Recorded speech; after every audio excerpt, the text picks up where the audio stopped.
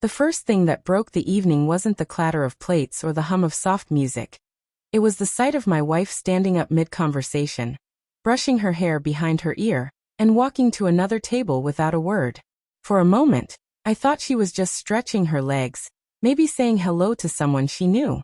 But then she sat down. Not just for a second. She leaned in toward a man I had never seen before, her hand resting lightly on the table as though it belonged there. The kind of casual, unthinking touch that comes from familiarity. I remember staring at my glass of water, pretending to adjust the condensation with my fingertip, willing myself to believe I had misread the situation. That maybe he was a cousin, a work colleague, anyone but what my gut screamed he was. My chest tightened, but before I could gather the courage to confront her, a woman slipped into the chair across from me. She didn't ask if it was taken. She just sat, her presence cool and deliberate, like she had been waiting for this moment. "You're her husband, aren't you?" she said softly, her eyes sharp, watching my reaction. The restaurant's chatter dulled into background noise, like the world itself leaned in to listen. "Yes," I managed, my voice more fragile than I wanted it to sound. "I am." She gave a small, bitter smile, almost pitying. "Then you deserve to know the truth." I don't know if I wanted the truth. What I wanted was the woman I had married. The one who used to squeeze my hand under the table, who laughed too loud when the waiter dropped silverware, who looked at me like I was her safe place in the world. But I also knew sitting there, that those small red flags I had brushed aside had finally formed a pattern. The late nights working on reports. The constant, secretive texts she brushed off with an easy, "Just my sister." The way she seemed to retreat from me physically, inch by inch, like she was moving to another shore I could never reach. I had told myself I was imagining it. That love meant trust. That she was tired, stressed, human. And now here I was, watching her across the room, her laughter falling too freely into the space between herself and another man. The woman across from me leaned closer. Her perfume was faint but sharp, like jasmine at night. "My name's Claire. That man with your wife. He's not who she says he is." I blinked, unable to form words. "They've been meeting here for weeks. Different restaurants, sometimes the same one twice." "I know because," she paused, her jaw tightening. "Because he was my fiancé." It felt like the ground shifted beneath me. My breath caught, and for a second, I thought I might stand up and storm over there. But my legs wouldn't move. Instead I whispered, "Are you sure?" Her laugh was humorless. I followed him.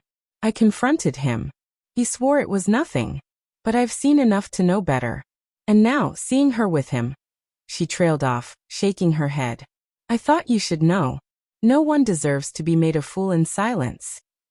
My throat burned as I tried to make sense of the scene unfolding a few tables away. She wasn't touching him. Not in a way strangers couldn't excuse, but she leaned too close, laughed too easily, looked too comfortable. I wanted to stand up and shout, to drag her away and demand answers. But instead, I sat frozen, a war raging in my chest between anger and denial. Maybe it's just work. Maybe Claire's wrong. Maybe this is all a mistake. But deep down I knew. I had known for months. And yet, even in that moment, I wanted her to turn to meet my eyes, to shake her head and prove me wrong. She never did. Claire eventually stood, her chair scraping softly against the wooden floor. "Do what you need to do," she said, almost kindly. "But don't lie to yourself anymore." She walked out, leaving me with the silence of her absence and the crushing weight of choice. I stared at my wife for another eternity, before finally rising. My steps felt heavier than stone as I crossed the room. When she looked up and saw me, her smile faltered. Guilt flashed across her face, so quick most wouldn't notice, but I did, because I knew her. "Who's this?" I asked, my voice low, steady, though my insides were trembling. She opened her mouth, but no sound came. The man shifted uncomfortably, his eyes darting away. Finally, she said, "He's just a friend." "A friend?" I repeated, my tone hollow. "Then why couldn't you tell me? Why the lies, the late nights, the secrets?" Her eyes watered, but her jaw set with defiance. "Because you wouldn't understand. Because you've stopped listening to me. Because I needed something more." Her words sliced through me deeper than any confession of cheating could. They weren't just about him. They were about us. About every distance I had ignored, every silence I had excused. The restaurant around us seemed to vanish, leaving only the three of us, me, her, and the stranger who had become the wedge between our lives. I didn't shout. I didn't cause a scene. I simply nodded, the kind of nod a man gives when he realizes the battle is already lost. Then I pulled an envelope from my jacket pocket and placed it on the table. Her eyes widened. "What's this?" "Papers," I said quietly. I had a feeling. Tonight just confirmed it. Her face crumpled, torn between anger and regret. The man shifted again, clearly wishing he could vanish. And me? I felt strangely calm. Like a storm had passed, leaving only wreckage behind. She reached for my hand, but I pulled away.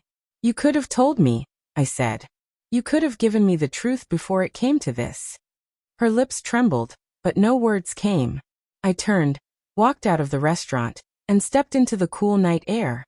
The city lights blurred through the wetness in my eyes, each one a reminder of the life we had built and the one she had chosen to burn. Behind me, laughter still spilled from the restaurant, as if the world didn't notice lives unraveling inside. I walked on, not knowing where I was headed, only that I couldn't go back. Not tonight. Maybe not ever. And in the quiet of the night, the truth settled over me like a weight I would carry for the rest of my life. Sometimes the deepest betrayal isn't in the lies we're told, but in the silence where love used to live.